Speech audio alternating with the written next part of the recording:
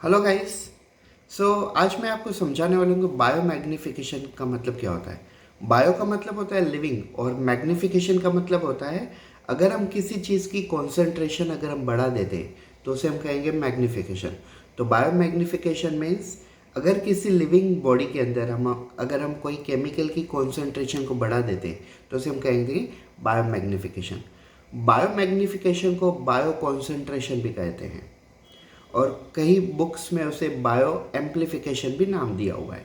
Bio concentration और bio amplification. और mostly उसका थर्ड नेम जो होता है वो होता है बायो एक्यूमुलेशन। अब हम इस चीज़ को समझने के लिए मैं एक छोटा सा एग्जांपल लेते हैं इकोसिस्टम का। हम स्पेशली लेते हैं एक्वाटिक इकोसिस्टम।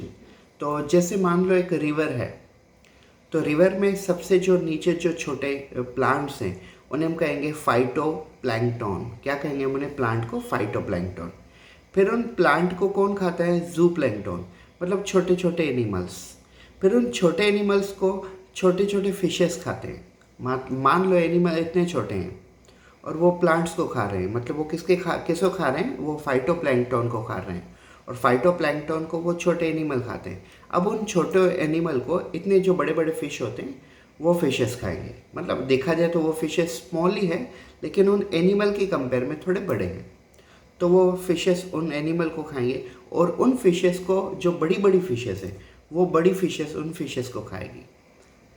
अब एक सिंपल समझ लीजिए कि जैसे फार्मर होते हैं, वो फार्मर एक डीडीटी नाम का केमिकल छिड़कते हैं अपने खेतों में ताकि इंसेक्ट मर जाए।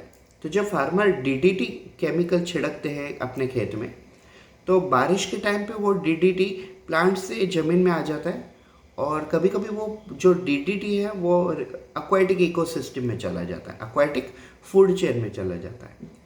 तो अगर ये डीडीटी पानी के अंदर चला गया, रिवर के अंदर चला गया, तो वो डीडीटी प्लांट के अंदर जाएगा। प्लांट को छोटे एनिमल खाएंगे, वो छोटे एनिमल को थोड़े उससे बड़े जो फिशेस है वो फिशेस खाएंगे और वो बड़े फिशेस से उनसे जो बड़े फिशेस है वो बड़े फिशेस उनको खाएंगे। तो सिंपल लॉजिक है, प्लांट को छोटे एनिमल खाएंगे, छोटे एनिमल को फिशेस खाएंगे, उन फिशेस को बड़े फिशेस खाएंगे। तो क्या होगा? क्या प्लांट में जो डीडीटी है जब वो एनिमल में जाएगी तो उसकी कॉन्सेंट्रेशन बढ़ जाएगी और जब वो एनिमल को फिशेस खाएंगे तो उसकी कॉन्सेंट्रेशन और बढ़ जाएगी और जब वो स्मॉल फिशेस को लार्ज फिशेस खाएंगे तो उनकी कॉन्सेंट्रेशन और बढ़ जाएगी। तो इसे हम कहते हैं कॉन्सेंट्रेशन बढ़ते जाता है ना, इसे हम कहते हैं बायो कॉन्सेंट्रेशन, बायो मैग्निफिकेशन या तो बायो एक्यूमुलेशन। अब आप ये समझ लीजिए जो लार्ज फिशेस है, अगर वो लार्ज फिशेस मार्केट में आ जाए और उसे ह्यूमन बीइंग कंज्यूम करे तो वो डीडीटी हमारे अंदर भी आ जाएगा।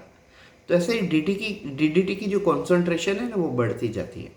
मैं आपको बता रहा हूँ कि डीडीटी जो है वो एक केमिकल है।